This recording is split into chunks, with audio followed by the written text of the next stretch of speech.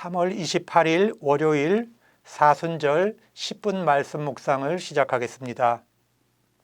다 같이 사도신경으로 우리의 신앙을 고백하겠습니다. 나는 전능하신 아버지 하나님 천지의 창조주를 믿습니다. 나는 그의 유일하신 아들 우리 주 예수 그리스도를 믿습니다. 그는 성령으로 잉태되어 동정녀 마리아에게서 나시고 본디오 빌라도에게 고난을 받아 십자가에 못 박혀 죽으시고 장사된 지 사흘 만에 죽은 자 가운데서 다시 살아나셨으며 하늘에 오르시어 전능하신 아버지 하나님 우편에 앉아 계시다가 거기로부터 살아있는 자와 죽은 자를 심판하러 오십니다.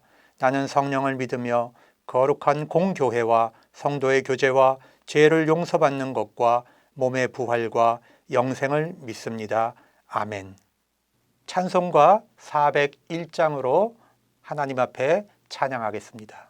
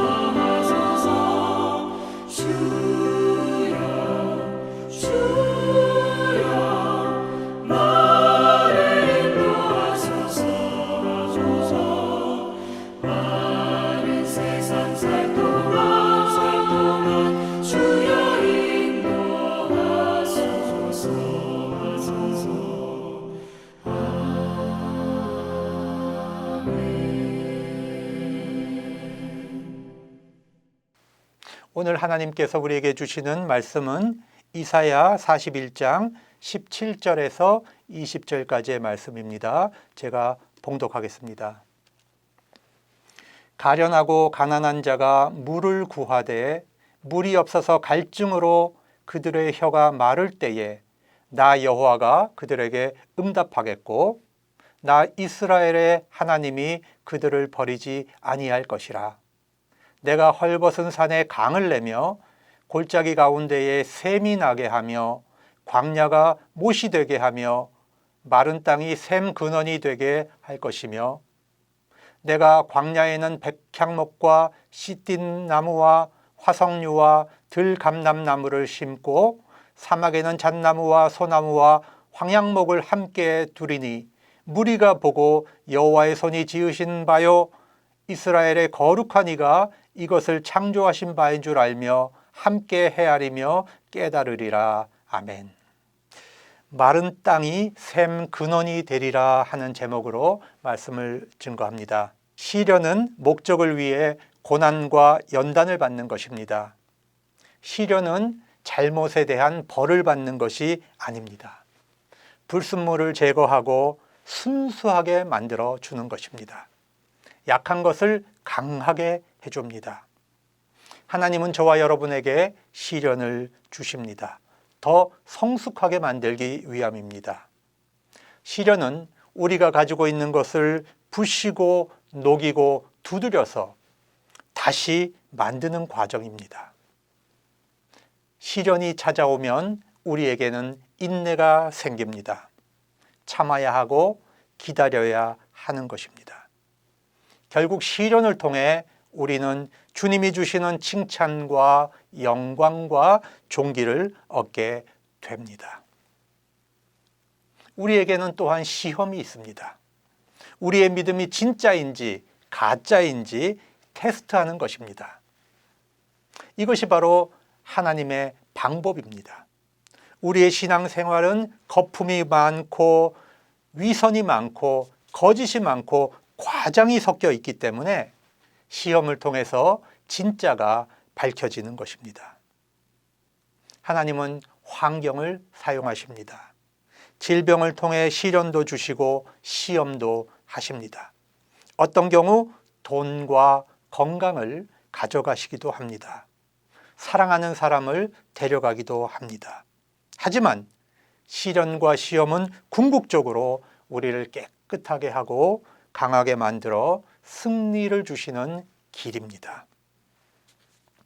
시련받을 때에는 끝이 없는 것 같고 하나님이 나를 잊어버리신 것 같습니다.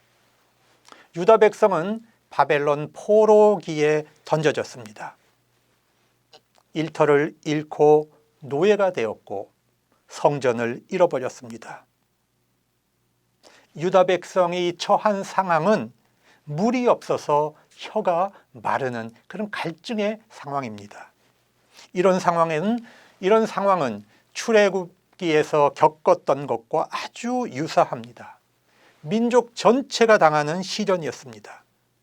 그들은 집 없이 먹을 것 없이 40년을 방황했습니다.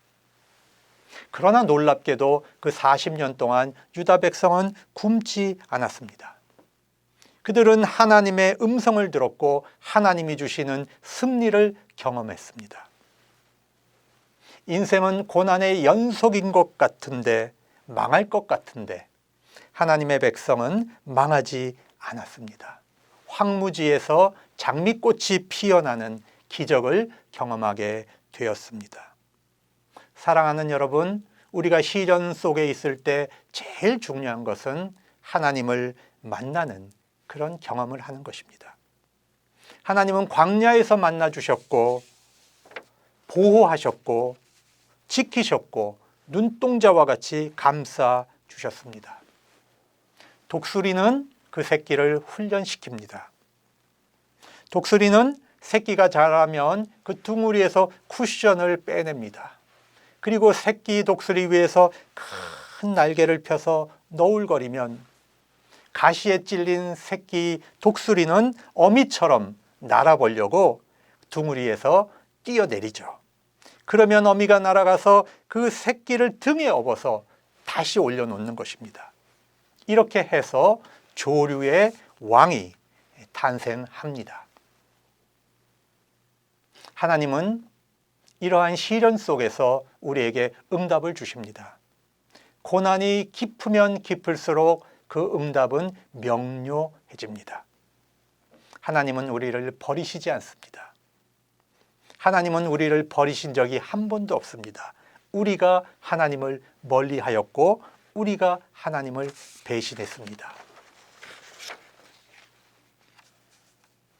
오늘 말씀에서 18절을 보면 하나님은 척박한 절망의 환경을 급기야는 바꾸어 주시는 것을 볼 수 있습니다. 헐벗은 산에 강을 내며 골짜기 가운데에 샘이 나게 하며 광야가 못이 되고 마른 땅이 샘 근원이 되게 할 것입니다. 죽음의 땅에 기쁨과 생명이 있게 하십니다. 여러분, 이것은 가능한 일입니다. 실제로 우리 대한민국은 국가적으로 기적을 경험했습니다. 식민지와 전쟁으로 잿더미가 된 나라가 이제 세계 10위의 경제 대국이 되었습니다. 대통령과 고위 공직자들이 부정과 부패로 줄줄이 감옥에 가는 나라, 독재와 인권 탄압으로 악명이 높았던 나라가 이제는 민주적인 선진국이 되어 있습니다. 해외에 고아를 수출하고 입양시키던 나라가 이제 세계로 한류 문화를 수출하는 나라가 되었습니다. 집집마다 화장실이 없어서 동네 공중변소를 이용하던 나라가 이제는 세계에서 가장 깨끗한 공중 화장실 문화를 만들어 내었습니다. 하나님께서는 소망을 지닌 자녀들에게 절망적인 환경을 바꾸어 주십니다. 오늘 말씀 19절에 보면 하나님은 7개의 나무를 그 자녀들에게 비전으로 보여주셨습니다. 백향목, 씨띠나무, 화석류, 들감람나무, 잣나무, 소나무, 황양목. 이 7개의 나무들은 전부 기름진 땅에서만 자라는 그런 나무입니다. 그런데 하나님께서는 이런 나무들이 광야와 사막에서 자라게 된다고 말씀을 하십니다. 사랑하는 여러분, 갈라지고 물이 흐르지 않는 광야 같은 우리의 마음을 하나님은 풍요롭게 바꾸시는 분입니다. 사람과 환경을 보고 절망하지 마시기 바랍니다. 사람은 다 그런 것입니다. 환경은 다 그런 것입니다. 그러나 소망을 가지고 열심을 품고 주를 섬길 수 있기를 바랍니다. 때가 되어 하나님께서 우리의 영혼과 우리의 마음과 우리의 환경을 풍요롭게 바꾸어 주실 것입니다. 기도하겠습니다. 사랑과 은혜가 풍요로우신 하나님 아버지, 우리의 마음은 거칠고 갈라지고 물이 흐르지 않는 메마른 광야와 같습니다. 그러나 소망을 잃지 않는 하나님의 백성에게 환경을 바꾸어 주시고 풍요롭게 하시며 많은 사람들에게 복을 전달하는 사명자로 쓰시는 하나님, 우리에게 힘을 주시고 용기를 주셔서 당신의 귀한 백성들이 하나님의 풍요와 은총을 경험할 수 있도록 하여 주시옵소서. 어려운 환경에 낙담하지 않도록 하여 주시옵소서. 때가 올 때까지 참고 기다리며 믿음을 잃지 않는 인내를 우리에게 허락하여 주시옵소서. 귀하신 예수님의 이름으로 기도드리옵나이다. 아멘.